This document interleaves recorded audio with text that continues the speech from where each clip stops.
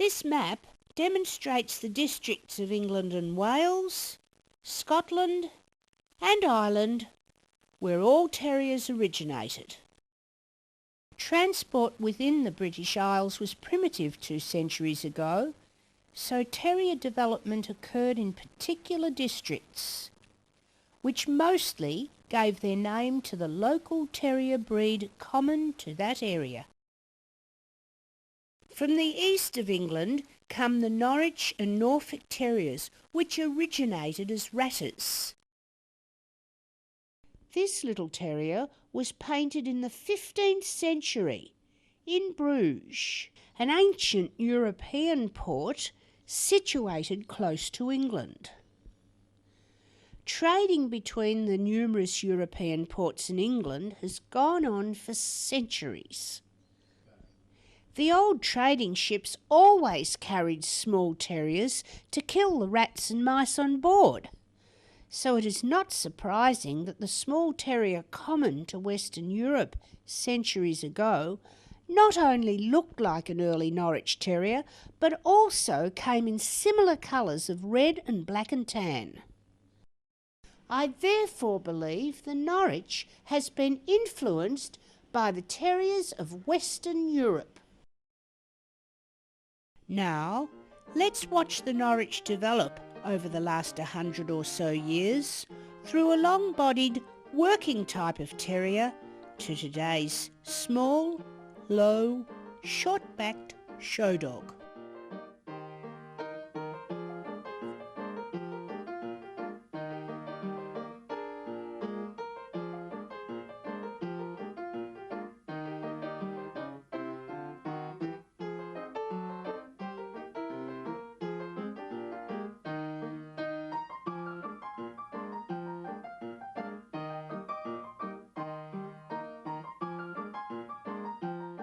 Norwich Terriers first appeared in the English stud book in 1932. Norwich Terriers with dropped ears were born in the same litter as those with pricked ears. So, in 1964, those with dropped ears were renamed Norfolk Terriers. These little terriers owe their claim to fame to the students at Cambridge University, where they killed the rats that plagued their dormitories. At just 10 inches high, the Norwich and Norfolk are 2 of the smallest of all terriers. However, they should still be compact and strong and have sufficient bone to deserve their place in the terrier group. The skull is broad and slightly rounded. Although the length of muzzle is perceptibly shorter than the length of the skull, it should have depth and strength consistent with the ability to kill rodents. The muzzle is separated from the skull by a distinct indentation or stop. The coat is hard, wiry and straight and should not be excessively trimmed. They come in all shades of red, wheaten, grizzle and black and tan.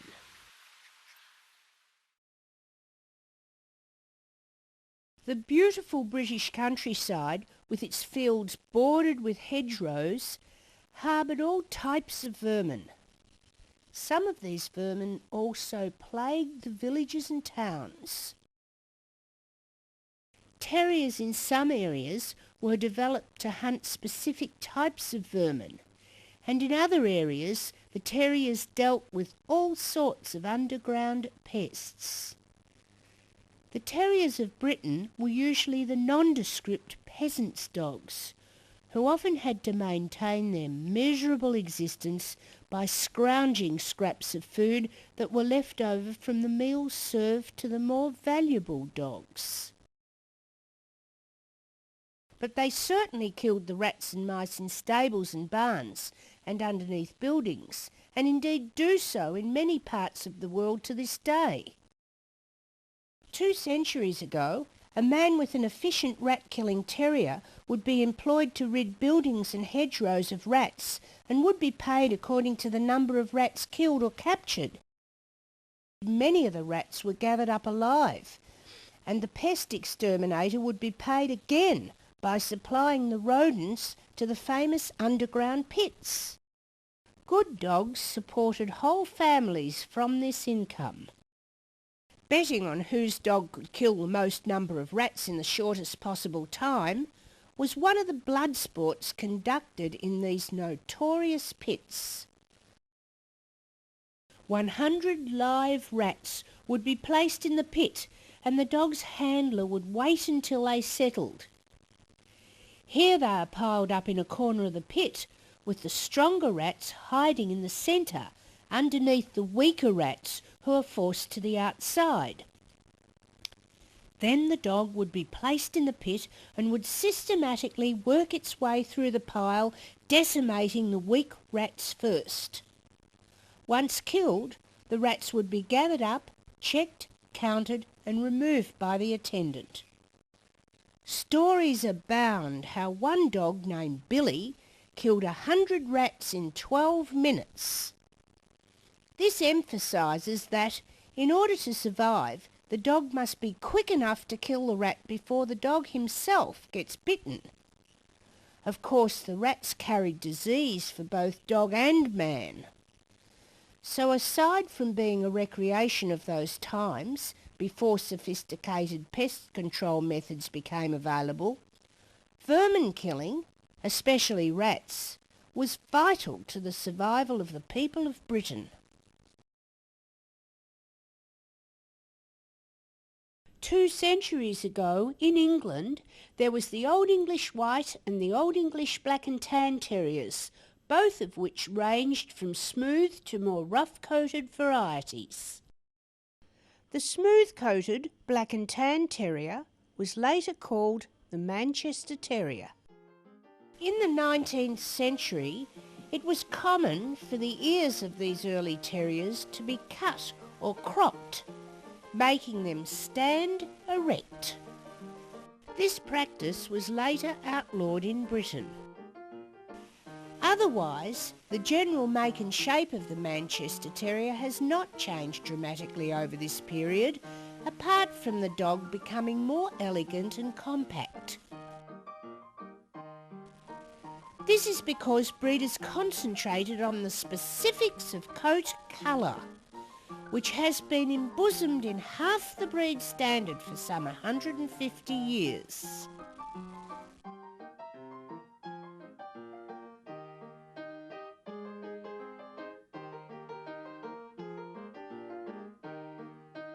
However, he has retained that magnificent wedge-shaped head with strength right through the muzzle that he required to kill rats so long ago.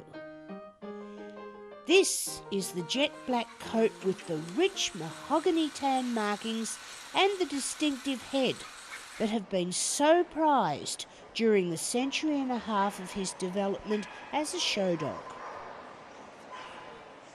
The division between the black and the tan should always be clearly defined, and the distinct black thumb mark on the centre of each pastern is a unique breed characteristic.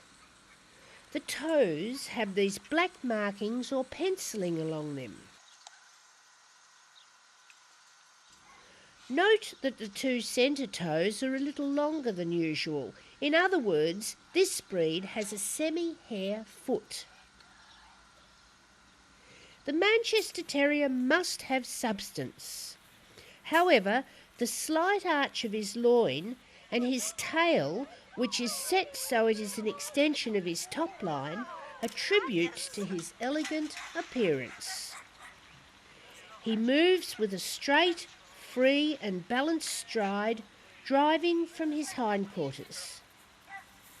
The Manchester Terrier has very high set ears, which must be thin in texture and carried well above the skull.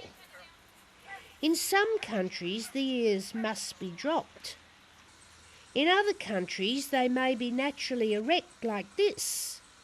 So you can easily see the derivation of the candle flame-shaped ear, which characterises the toy Manchester Terrier. This breed is also known as the English Toy Terrier. This toy terrier is shown in the terrier group in those countries which conduct their shows under FCI rules.